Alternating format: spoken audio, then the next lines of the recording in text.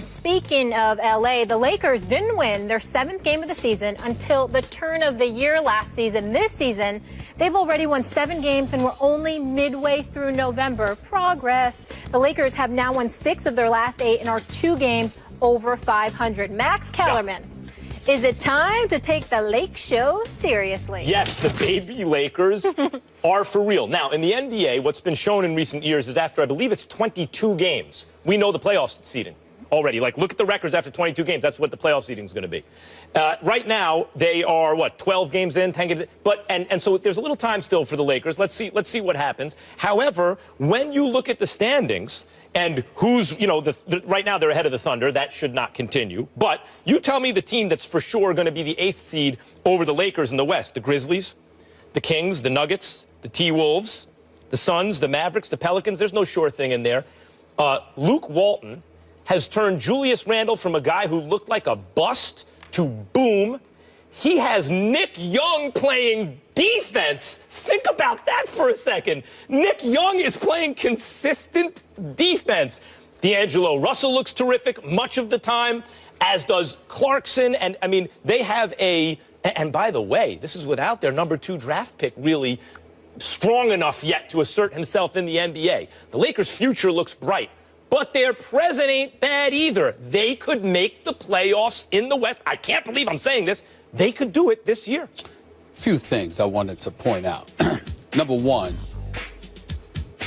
Julius Randle didn't look like a bust. His first year, he never played because he got injured the very first game. Last year, he came back. That was the Kobe era. So this is really, as far as I'm concerned, his first year. He's never looked like a bust. Nick Young, a.k.a. Swaggy P. But when you get yourself dimed out, caught in certain situations, and your heart gets a little broke, you kind of tend to prioritize. So he's not as distracted, per se, this year as he may have been in years past. That's something we have to take into consideration. That may have been facilitating his growth as a player on both ends of the floor. I'll tell you where will shock you, and stop the presses right here. I alluded to this weeks ago, and I will say it again. First of all, I will be at the Lakers Spurs Friday night. I'll be interested to see that game. It's going to be a big test for them, no doubt about it. I want to sit there, and I promised I was going to lay off Jim Buss. I've been very nice to that man, all right, since the season, because I'm fond of his hiring of Luke Walton.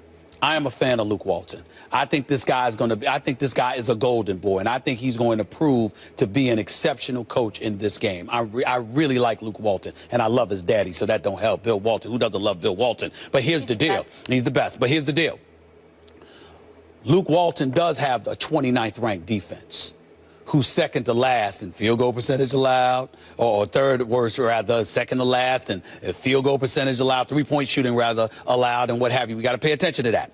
5 of the next 6 games are going to tell me what I need to know about the Los Angeles Lakers, albeit this early. It's because 82-game schedule. You got the Spurs, you got the Bulls, you got 2 games, you got Oklahoma City, you got 2 games against the Golden State Warriors, who you shellacked by 20. They will remember this. And keep in mind that this is the same Lakers squad that just got blown out by Minnesota and gave up 47 to Andrew Wiggins. So let's not forget that here. We like what we're seeing from the Lakers, but it's essentially a byproduct based off of what we've seen from them the last 2 years, which was horrendous. So because of that, anything they give us that's relatively decent is something we're going to be happy about. That's what we're looking at right now. You're right. The next half dozen games, we'll see what they're made of. They started the season, I mean, like, they've already beaten the Warriors this year. That's what I said. There's some quality wins and some quality losses. That was the second back-to-back. Remember the Warriors played the night before? Still the Warriors. Oklahoma City. I'm just saying. The Warriors. Second they beat the Hawks. Right. They beat the Rockets. That's 8-2 team, 6-4 team. That's right. I mean, they have some quality wins. Yeah. Even in their losses, they have usually been competitive and decided in the fourth quarter. The Lakers have come a long way. Now, the T-Wolves on paper look more talented, sure. But I want to talk about Julius Randle for a second. You said he never looked like a bust. I think he did. Not in terms of his skills. You could see he had skills. He could handle the ball for a big-ish guy, etc. But the way he was applying his skills made me wonder, watching him, last year especially, because he was hurt the year before, made me wonder, is he actually going to be a good NBA player, or is he going to be a player who looks good and puts up numbers but doesn't help you win? Yeah, but he is a good NBA player. But I'm saying what you're wondering about you can't ignore the fact that he was coming off an injury. And because he was coming off that injury, they say it takes a year or so. So he may have been playing the way that he was playing to compensate for whatever he was physically however he physically felt he was lacking because he was coming off that injury. But also keep in mind, we have to wait and see because, again, this schedule that you've got coming up, if Luke Walton, you know, let me tell you what Luke Walton deserved the biggest credit for? Jordan Clarkson and Louis Williams off the bench. Because you got the second unit's as good as their first unit. I'm just saying, you got guys coming off the bench with firepower. That, to me, getting Swaggy P in the starting lineup, but getting them coming off the bench is big. Randall, by the way, just because you can dribble doesn't mean you always should. Now he's taking it off the glass, pushing it, and getting rid of the ball. I'm a fan of Randall. Walton has them playing well, I'm a fan of Randall. Randall can play. First Take is brought to you by Audi and the $4.99 DQ Chicken Strip Basket at participating locations. Oh, Phil Jackson, he's never been shy around a microphone, and he had some words that LeBron James found very offensive and inaccurate. The Zen Master characterized James' business associates as a posse in a recent interview with our Jackie McMullen. Here's the quote from Phil. It had to hurt when they lost LeBron. That was definitely a slap in the face, but there were a lot of little things that came out of that.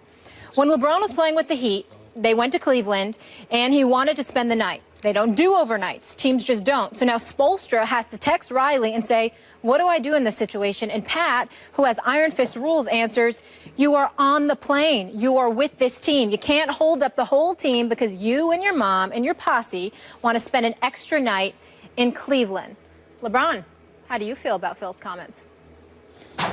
To use that label, and if you go and read the definition of what the word posse is, it's not what I've built over my career. It's not what I stand for. It's not what my family stands for. And I believe the only reason he used that word was to see young African Americans trying to make a difference. We see the success that we had, but then there's always someone that lets you know how far we still have to go as African Americans. You know, and I just don't believe that Phil Jackson would have used that same term if he was doing business with someone else. You know, you know, working with another team, or if he was working with anybody in sports that was owning a team that wasn't African American, that had a group of guys around him that he didn't agree with what they did, I don't think he would have called him a posse. I had nothing but respect for him as a coach, for what he was able to do, obviously, at the helm of one of my favorite player of all time, MJ, and also been growing up and watching with the Lakers, but I got nothing for him. You said you had respect for him up until...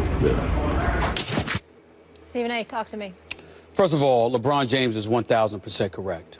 He said he had respect for Phil Jackson. Evidently, he's lost it. Phil Jackson deserves a diminished level of respect this morning. Let's be clear. Phil Jackson is not a racist. Let's get that out the way. MJ would attest to that. Kobe Bryant would attest to that. Shaquille O'Neal would attest to that, et cetera, et cetera. He's no bigot. He's as progressive as they come. But Phil Jackson needs to appreciate the fact that at least when the word bigotry comes up, he did come across as a bit that way.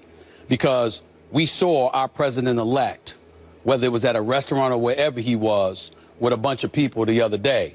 They weren't called the posse. I certainly haven't heard Phil Jackson alluding to anybody, any white ball players as having a posse.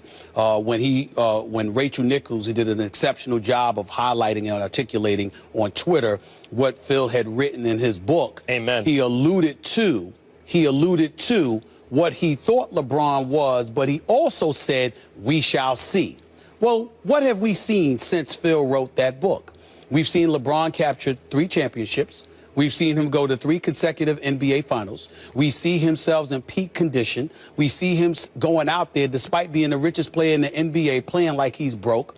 We see a 31-year-old individual who has rebuilt downtown Cleveland, not once, but twice, whose philanthropy can't be questioned, who's facilitating thousands of kids receiving an education and beyond because of the millions upon millions of dollars he, through his foundation, have poured into those efforts. This man is the quintessential iconic sports role model that we have seen maybe ever.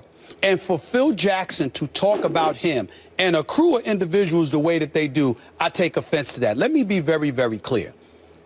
LeBron is another player to me, as great as he is. In terms of personal relationships, I'm tight with many, many other players, more so than I am with LeBron James.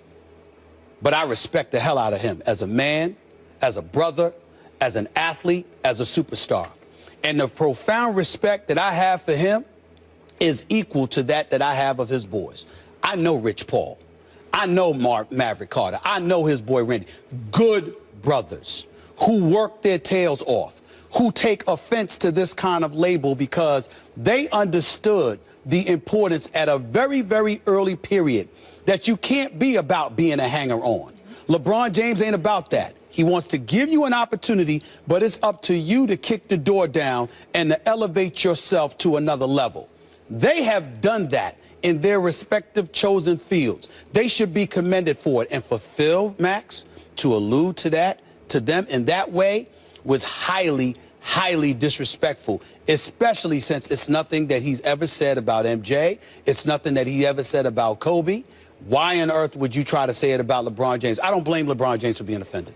Neither do I, but I'm going to defend Phil Jackson a little bit here. And I realize when a white dude on TV defends the white coach who says something racially insensitive about the black player, it can easily be perceived as, of course, because, you know, if you didn't live through the struggle, or if you don't live through the struggle, you don't identify with it, and you're going to try to brush it off as not a big deal. I think that these things become big deals partly because it's baked into the system. So LeBron James uses this moment as a teaching moment. I thought it was really well done by LeBron James because people should be aware that sometimes the language they use, particularly groups that have not been, you know, persecuted groups, and Phil Jackson belongs to one of those groups. They should be aware that the language they use sometimes reflects, even if it's unconscious bias or unconscious feelings that they would be better off without. It does reflect that at times, and LeBron James used the moment to point it out. But we're here, and the sports media is here selling, you know, the products we sell during the commercials. And if we think that an issue can get people to watch, we will exploit that issue. And on Twitter, it'll be clickbait, etc. So a good teaching moment that LeBron is using here with Phil Jackson turns Phil Jackson into a villain out of proportion with the actual crime he committed. What was that crime? Lazy thinking, I think, is really the crime that Phil Jackson committed here. Not just maybe using the word posse to describe young African-American, especially successful African-Americans in this case, because, you know, in boxing we call it an entourage, and that's generalizing. We know that entourages frequently are filled with hangers-on. You pointed out very well, I think, why that's not the case with LeBron, because LeBron gives his, you know, people an opportunity, but then they have to make the most of it. So the people you see around LeBron have been selected out. It's like an evolutionary process. Either you contribute or you're not there. But how else is it lazy? I want to mention this because it relates to that idea. Maverick Carter in particular, I want to point out, is an extraordinary person. It's what are the odds that someone who played on the same high school basketball team as LeBron would be given the chance and then becomes a mogul in his own right, and then doesn't just take the opportunity and does okay, but does exponentially better than anyone could have imagined. That not only is LeBron a 1 in a billion guy, but he surrounds him, but the guy he played on the same team with is a 1 in a million guy. So it's general and lazy in that from that point of view of Phil to use the word posse, but to apply it to the people around LeBron, particularly Maverick Carter, is in a way it points out how extraordinary Maverick Carter is, because in Phil Jackson's experience, the entourage, or posse as he calls it, around players in a predominantly African-American league has been to entitle those players in a way that he feels is counterproductive. And I think that's legitimate. It's just lazy to apply it to LeBron. With all due respect, I think you're letting Phil Jackson off the hook. Now, you are as sensitive and as decent as they come. In no way am I questioning you in terms of how heartfelt you feel and how sincere you are, particularly to a myriad of causes that affect the African-American community. I want to say that. But if I'm correct, you are Jewish, right? Correct. Max Kellerman, does a black person or a white person get to define what is offensive to you as a Jewish person? I don't think anyone gets to define what's offensive to anyone else. No, what I'm saying to you is that as a Jewish person, if somebody says something that you deem anti-Semitic, It's not for me to question that. It's for me to be informed by someone who is Jewish, enlightened, Sure. and then as a result, I'm able to say, okay, you would know, I wouldn't, because I'm not Jewish. I'm saying here, LeBron James is the black man. Okay, he is the one that is standing front and center, feeling the words that Phil Jackson said. Now, you got to understand something, Max Kellerman, because it's very, very important here. Black folks in America, let's be very, very clear. On many, many occasions, we feel undervalued, underestimated, marginalized. My man Joe Madison was talking about that this morning on Sirius XM on Urban View. Those are three things that black folks not only feel consistently, but religiously and methodically go about their lives of working against. I am saying to you, Max Kellerman, Phil Jackson, who has 11 championships, riding the coattails of Michael Jordan. Let's call it what it is. Phil Jackson didn't invent the triangle. That was Tex Winter. He riding the coattails of Michael Jordan with Scottie Pippen and Dennis Rodman, riding the coattails of Shaquille O'Neal and Kobe Bryant, okay? Phil Jackson has 11 rings, all right? Because of African Americans, he coached. I ain't even bring up the ones he played with in New York City in 1973, the last time the Knicks won a championship. Okay, this man has been around enough black people. He has been sensitive enough to his credit to enough black causes. This man is well read. He's well informed. He knows better. So when you sit up there and say it was lazy, when it comes to reading, when it comes to experiencing, when it comes to enlightening and educating yourself about what people different than you may feel, Phil Jackson is not lazy, which means that if he wasn't lazy, he intentionally said that. I am not letting him off the hook on that. All that assumes that he wouldn't have used the word posse with a white player and his hangers-on, although in LeBron's case, they're not hangers-on. And that may be true. Difficult to prove, but I wouldn't argue against that too hard. Okay. That may be true. I haven't heard him do it. Which is why the crime here is insensitivity or laziness and...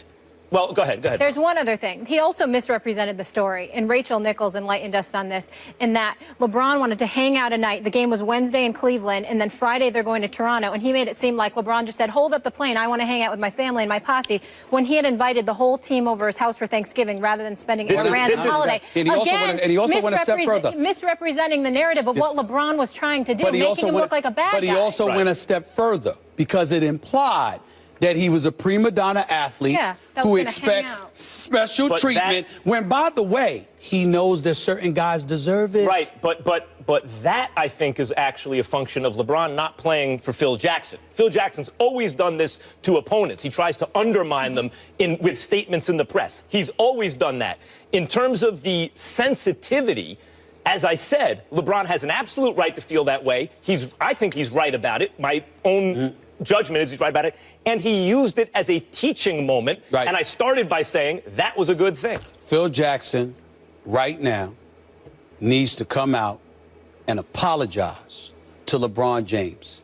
The NBA is better because of LeBron James. LeBron James has honored the NBA brand just as much, if not more, than Phil has. He should come out, man up, and apologize to LeBron James right now. Whether or not LeBron wants one, by the way. Right. On that note, can you guys head over to Twitter, weigh in here. Should Phil Jackson publicly apologize to LeBron and company? We'll share those results a little later in the show. We want to hear your thoughts on that. But coming up next,